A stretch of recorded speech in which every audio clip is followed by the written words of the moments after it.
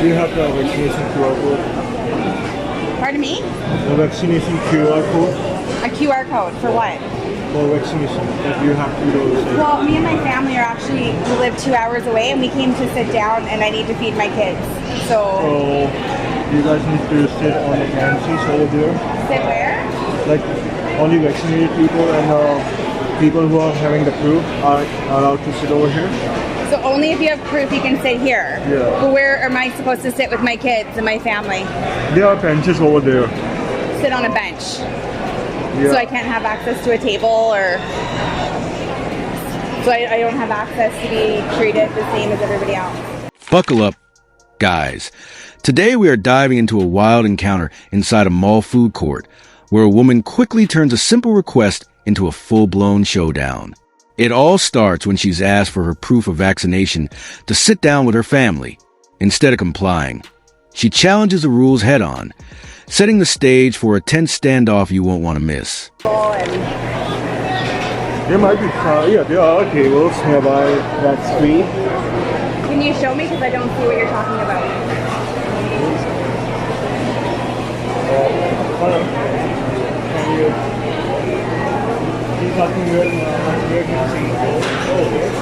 If you go one corridor over, there's a popcorn store, and in front of it there's like 5 or 6 different white tables with like groceries around the each.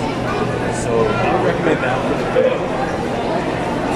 There are benches and couches and tables. You know, that's 100. So I have to go down the mall and do this in a different section because I can't report with everybody else. Yes. So are you aware that's a huge violation of human rights right now? Huge. Private property. No, it's not private property. Do you see all these people? They're all shopping here. No, I want you to listen, and I hope everybody hears this because this is not private property.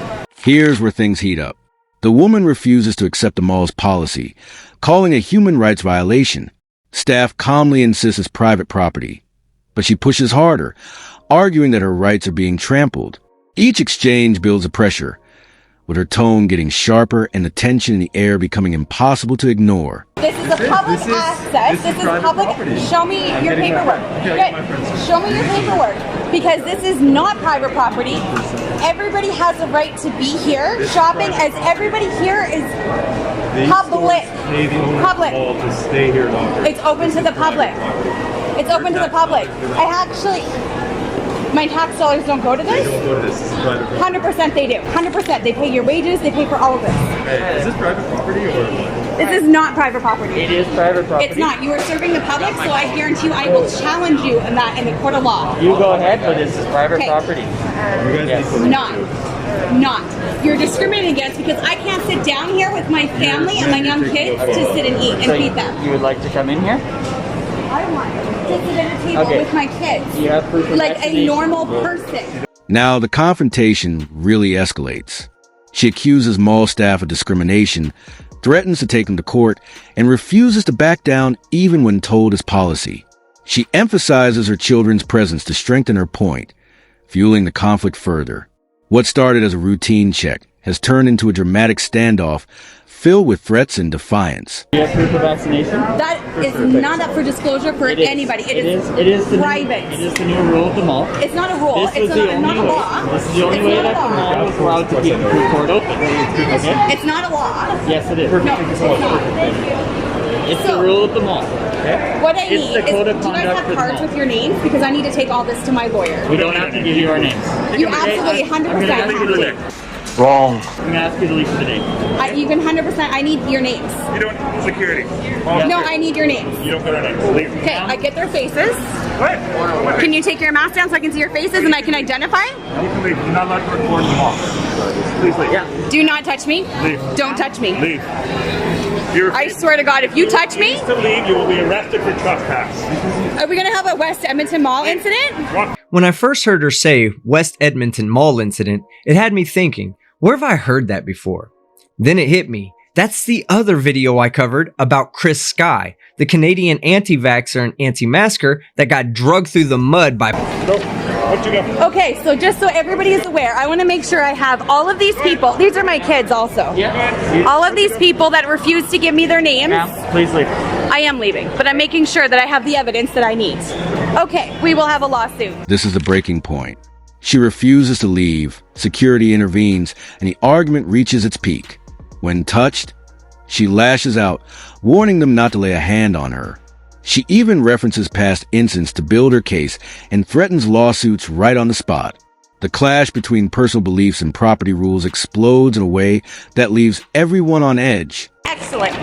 By the way, do you have a copy of your orders, your law that shows that you can ban me because I want to know why I'm being discriminated against? Can I have a copy of that? You can go on the Prairie Mall website. I would like a copy of it because I'm not going to go on a goose hunt. I would like a copy of it in this. Okay, tell me the section number, please. Please do. Section number? No, you need to leave. You know what? Refusing to give me the section number. Excellent. Let's go.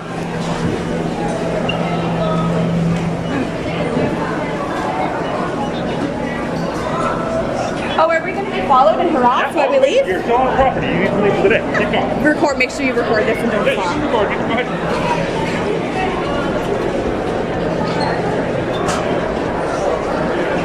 So the sooner everybody stands up against this, the sooner it ends.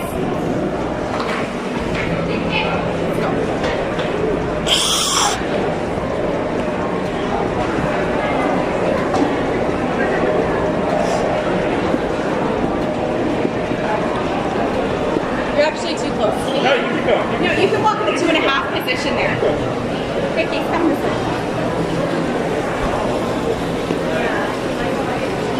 You need to walk in the 2.5 position and Keep keep walking this. or you will be arrested. Is that what you want to be arrested for? This guy is going to get. I need you to give me some space. I am telling you right now. Give me some space. I am leaving. Give me some space. Give me some space. The property. This is private property. Trespass to Alberta. Give me some space to walk. You are gonna. I hope you enjoy your last day of work. After a heated battle inside, she storms out, but the story doesn't end there.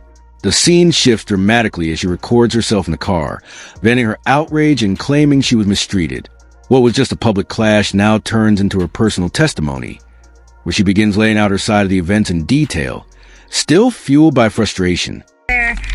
This video is to clarify my encounter at the Grand Prairie Mall yesterday, December 4th, I believe it was. So what happened, I was at the mall shopping with my family, my 3 kids and my daughter's boyfriend. We were doing some shopping. We drive for 2 hours to get there because we just live in the northern Alberta parts and there's not a lot of options. So Grand Prairie is the closest city where we can get more options, and especially, you know, with Christmas coming. So they have a food court there. We were getting a Jugo juice there, and outside, and the whole food court is taped off like at an airport with you know, those sectioned off ropes, and everybody's herding into the entrance like cattle, and there's 2 security guards standing there with vests, scanning QR codes. And this is the only place that I had seen tables and chairs that you can sit throughout the mall. And in previous visits to the mall, this is where I go and I sit and I feed my kids or have a little break or whatnot. So yesterday I couldn't do that because I didn't have a QR code. And when I was asked about my QR code and to provide proof of vaccination status, I replied that I was not willing to disclose that information. It's my own personal information that I'm not disclosing to anybody. Her car rant takes full form here. She walks viewers through the day, the mall, her kids, and the refusal to comply with QR checks. She describes security as aggressive, recounts being threatened in front of her children, and paints herself as the victim of a system gone too far. Her words are raw, emotional, and determined as she vows to keep fighting no matter what. So at that point, the security got pretty upset with me. But let's back up. When I first, the first 2 security that I encountered, if you watch the video, the first two that are scanning everybody's QR codes, or whatever. The conversation was pretty decent. I had asked them where I was supposed to sit and feed my kids. And they said, well, if you go down the hall, right there around the corner, there's a bench. And I didn't think that that was acceptable. I said, so a bench? Like I have to sit in the middle of the mall with people walking by me and feed my kids at a bench? Okay. There's no tables or anything? And he said, well, down in front of the popcorn place, there's some tables. And I said, well, can you show me? Because I'm not sure what you're talking about. Can you show me? I just walked down and past that area and I didn't see them. So the guards, or the two men standing there scanning, they got on the radio, and that's when they called over more security. The other security guards came over. There was one in particular in the video. He's the tallest of them, tall, thin, blonde guy. For quite a mouth on the guy, he should know where his power of authority comes from and be able to tell people right off the top where his sections and acts for the force that he's using, for the things that he's enforcing. He should know where the power of authority comes from, and he couldn't tell me. He directed me to the Grand Prairie Mall website. I said that I didn't want to go on a goose chase. I wanted to know exactly what section it was, so I knew what I was looking for, and he refused to give it to me. They refused to give me their names. They told me I wasn't allowed to record, at which point I said, well, I mean, I need proof that this is happening and that you are not giving me your names. And he continued by telling me, you know, I wasn't welcome there, which I gathered he didn't want me there. He had no regard that I had a 1-year-old and a 3-year-old with me as well. He had no regard for child safety or anything. He just wanted to encourage the situation and escalate it. And I quote, he said, and in the video it's there, "Do you want me to take you down in front of your kids?" Because he was trailing behind me so close that I was fearing for my safety, and I kept turning around and asking him to back up, give me space so that I could walk safely with my kids. And he wasn't doing that, and a number of times I had to stop and turn around and tell him to give me space. At one point I held my arm out to measure the space, and if I had have bent my wrist and pointed my finger, I probably could have touched his vest. I'm certain I could have.